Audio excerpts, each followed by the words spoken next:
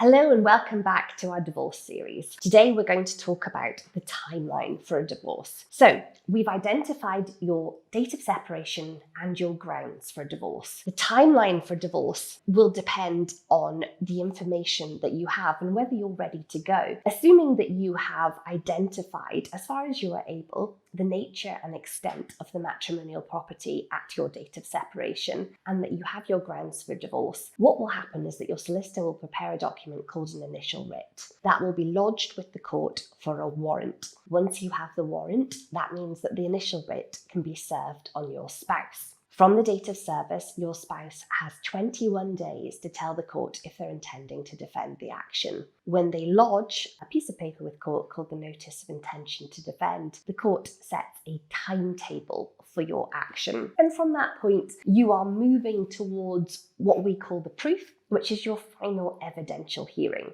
I should caveat that by saying most cases don't get to proof. It's very unusual simply because of the time and expense involved. Most people are able to negotiate their action. But if you are in one of those rare cases that is proceeding to proof, you can expect a proof to be allocated usually about a year after you start the action, depending on which sheriff court you're in and how busy it is, and also the complexity of your case, because you will be given a certain number of days for your case, and a one-day proof is much easier to fit into a calendar than a 5-day proof.